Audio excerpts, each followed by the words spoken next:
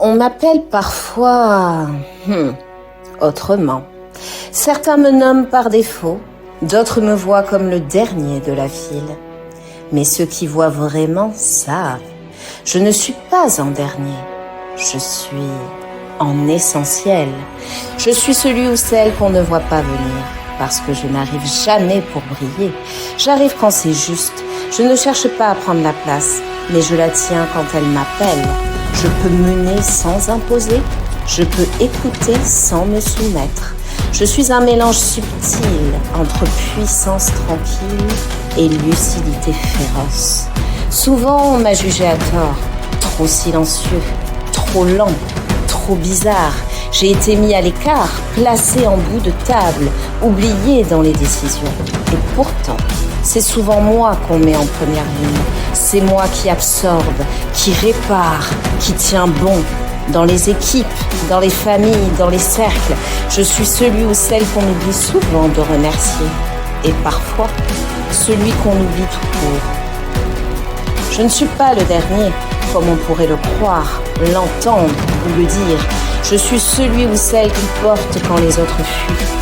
Alors parfois, je reste fidèle à mon entourage, jusqu'à m'oublier.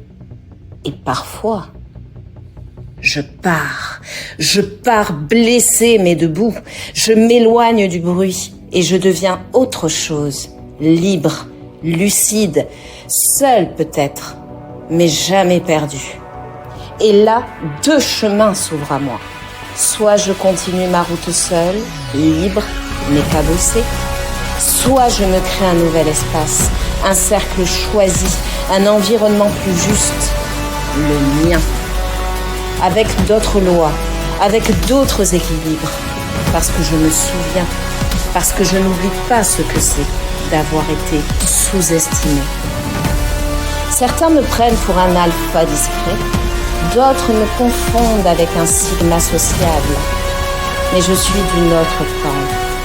Je suis le carrefour, le dernier et le premier, celui qui ferme la boucle ou qui la brise.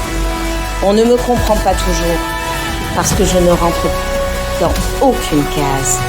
Tantôt meneur, tantôt solitaire, je suis libre, mais profondément engagé. Je parle peu, mais juste.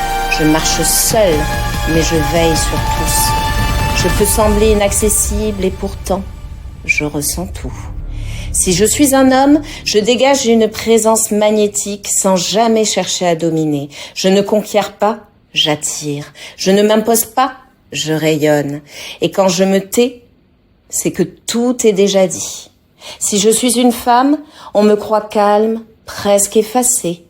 Mais ceux qui me regardent vraiment y verront une puissance profonde, un feu qui ne s'éteint jamais, une mémoire, une sagesse, une souveraineté.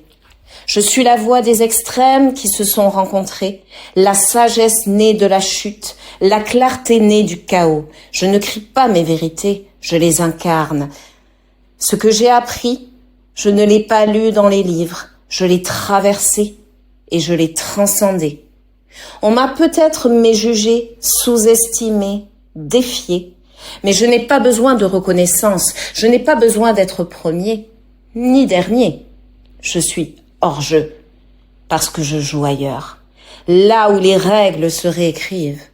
Je peux être la colonne vertébrale d'un groupe ou l'âme invisible d'un projet. Je ne m'accroche pas au rôle, je m'aligne sur ce qui vibre juste. J'ai connu le pouvoir et choisi la paix. J'ai goûté l'isolement et choisi la présence, pas la foule, la vraie. Je suis un paradoxe incarné, stable mais mouvant, silencieux mais profond, ancré mais libre. Je suis l'écho d'un monde qui change et la mémoire de ce qu'il a oublié. Je suis ni alpha, ni sigma. Je suis